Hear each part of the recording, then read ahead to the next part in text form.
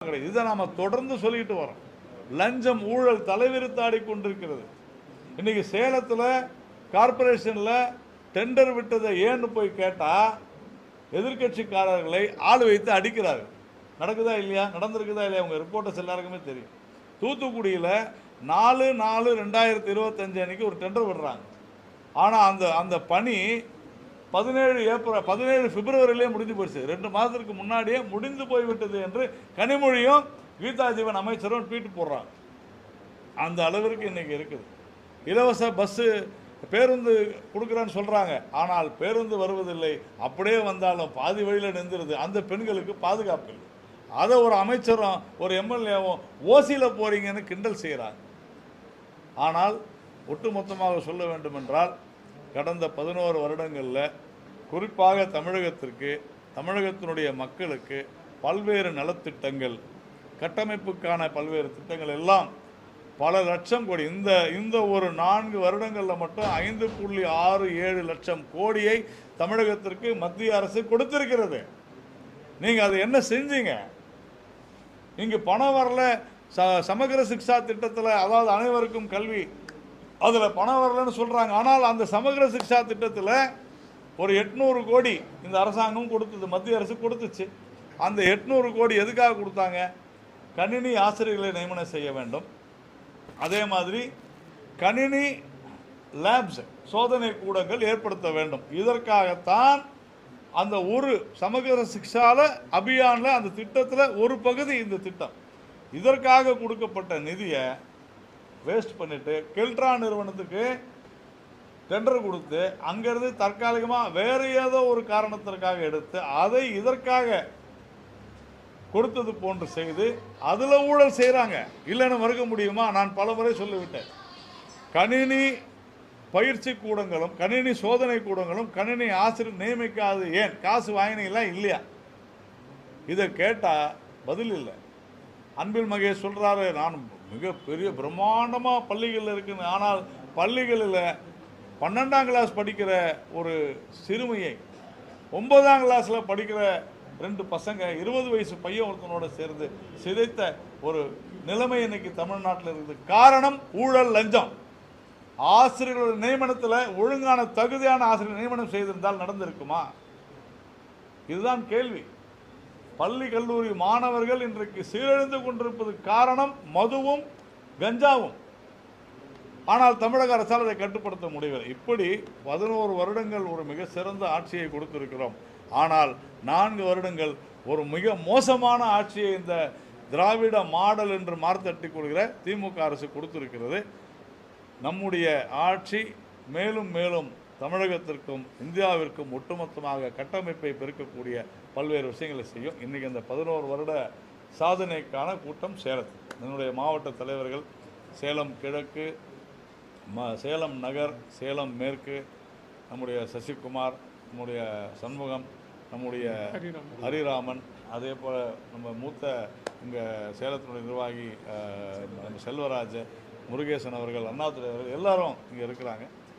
பாஜக வருகிற 2026 தேர்தலில் தேசிய ஜனநாயக கூட்டணி மிகப்பெரிய வெற்றியை பெறும் அப்படின்னு சொல்கிறது தான் நம்முடையது. உங்களுடைய கோஆப்ரேஷனுக்கு, ஒத்துழைப்புக்கு நன்றி. கேள்விகள் எதனா தான்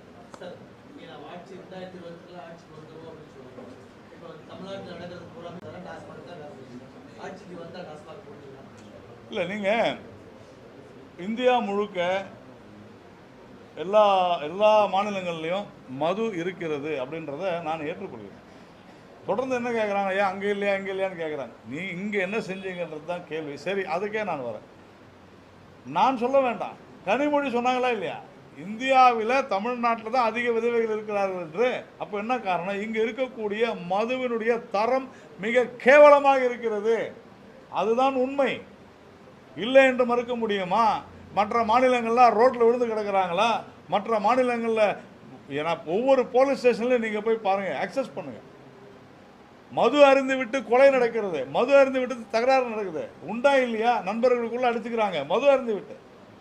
அப்போ இதற்கு காரணம் என்னவென்றால் தமிழ்நாட்டில் இருக்கக்கூடிய மது என் பக்கத்தில் இருக்கிற பாண்டிச்சேரியில் கூட இருக்குதுங்க. அங்கேயும் பிஜேபியுடைய கூட்டணி ஆட்சி நடக்குது. நான் ஒன்றும் மறுக்கல, அங்கே மது இல்லைன்னு நான் சொல்ல. ஆனால் தமிழகத்தில் நடப்பது போன்ற கொடுமைகள் அங்கே நடக்கிறதான்னா இல்லை. காரணம் என்ன? அங்கே வெரைட்டி இருக்குது, குவாலிட்டி இருக்குது. நீங்கள் ஒரு பீர் வேணும்னா அங்கே 30 பிராண்ட் இருக்குது, ஒரு விஸ்கி வேணும்னா 30 பிராண்ட் இருக்குது. ஆனால் இங்கே 3 பிராண்டு 4 பிராண்டு தான் உண்டா இல்லையா? நீங்கள் போய் ஒரு நிமிஷம் இருங்க, நீங்கள் போய் கிங்ஃபிஷர் கேட்டால் அவங்க என்ன கொடுக்குறாங்க? பிரிட்டிஷ் எம்பையர் கொடுக்குறாங்க.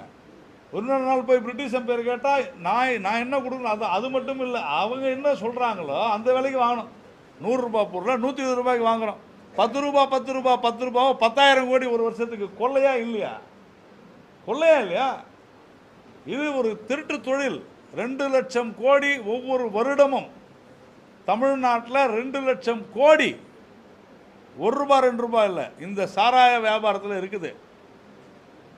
அப்புறமா எங்களை பார்த்து கேள்வி இந்தியாவில் நீங்கள் ஆள்ற மாநிலம் இல்லை இருக்குது. நான் இல்லைன்னு சொல்லலை, ஆனால் நீங்கள் அதை மிஸ்யூஸ் தவறாக பயன்படுத்துகிறீர்கள். நான் சொல்றது நல்லா புரிஞ்சுங்க. மற்ற இடத்துல கம்பேர் பண்றீங்க, அங்க இருக்கான்னு கேட்குறீங்கல்ல, அதே கேள்வி தான் நான் கேட்குறேன். அங்க இது மாதிரி கொலை சம்பவங்கள் நடக்கிறதா? அங்க இது போல குரோனிக் ஆல்கஹாலிக்னு சொல்றாங்களா? இல்லை, தாராளமாக குறைக்குங்க. நான் கண்டிப்பாக சொல்கிறேன். ஆமாம் ஆமாம், நான் மறுக்கல, அதான் நான் சொல்ல வந்தேன். இங்கே காரணமே இதுதான். ஏன்னா நீங்கள் ஒரு 4 பேருக்கு 4 நிறுவனங்களுக்கு நீங்கள் அனுமதி கொடுக்குறீங்க. வேற யாராவது விற்க முடியுமா? இங்கே பெக்காரடி ஓப்பன் பண்ண முடியுமா? முடியாது. அதாவது இது நீங்கள் இப்போ நீங்கள் இந்த கேள்வி கேட்குறீங்கல்ல, இது நாளைக்கு என்ன போடுவீங்கன்னா உங்கள் தலைப்பில் என்டிஏ கூட்டணி ஆட்சிக்கு வந்தால் தரணும் அப்படியெல்லாம்.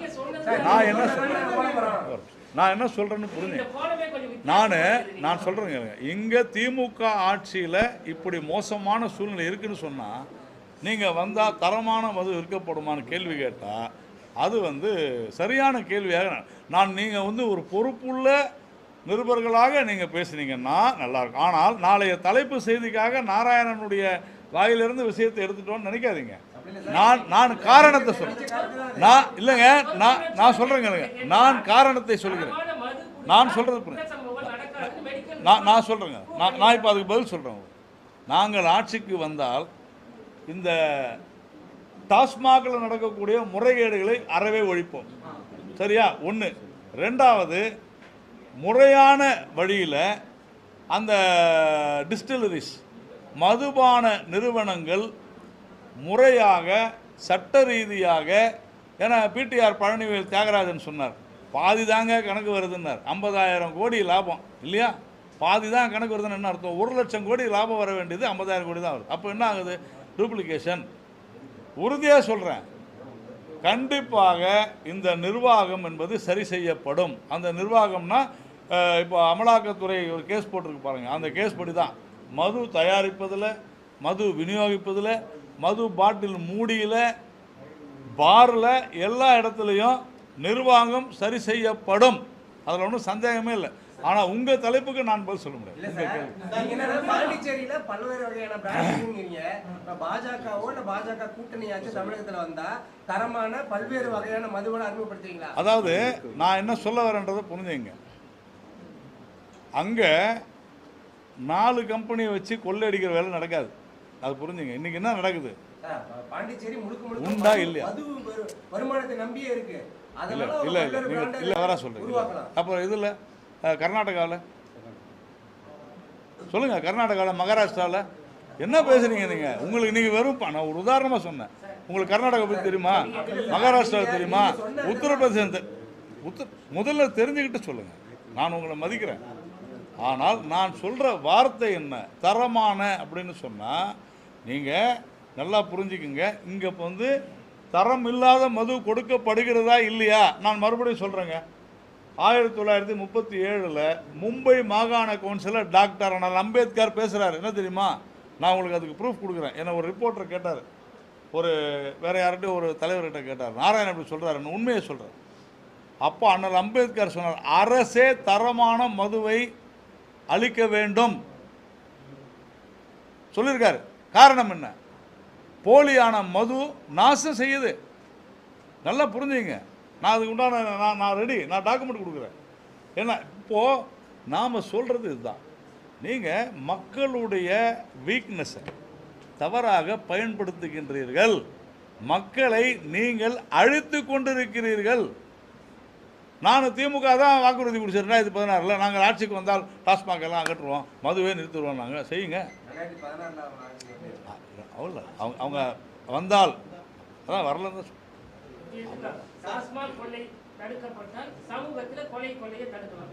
சார். இது நான் சொல்ல வேணாங்க, எஃப்ஐஆர் சொல்லுதுங்க. அதுதான் சொல்கிறேன், நீங்கள் போய் பாருங்கள். இந்த எஃப்ஐஆர் எல்லா எஃப்ஐஆர் என்ன சொல்லுதுங்க? ஒரு 70% கொலையில் நடக்கக்கூடிய எஃப்ஐஆர் எல்லாமே அதுதாங்க சொல்லுது. நாராயண சொல்ல ஆன் ரெக்கார்டு சொல்கிறேன் நான், நீங்கள் பார்த்துங்க. இந்த கல் வந்து கண்டிப்பாக இறக்கணுன்றது எங்களுடைய கொள்கையில் ஒன்று. நாங்கள் தொடர்ந்து சொல்லிக்கிட்டு வரோம், கல் வேணும்னு தான் சொல்லிகிட்டு இருக்கோம். அது எத்தனையோ விவசாயிகளுக்கு வந்து துணை புரியும். இல்லை, நான் அதுக்குள்ள அவர் செஞ்சதுக்கெல்லாம் நான் போக மாட்டேன். நாங்கள் எங்களை பொறுத்தவரையில் பாஜகவினுடைய கொள்கை கடந்த 15-20 ஆண்டுகளை எங்கள் தேர்தல் வாக்குறுதி எடுத்து படித்து பாருங்கள். கல் அனுமதிக்கப்படும் தொடர்ந்து சொல்லி வருகிறோம்.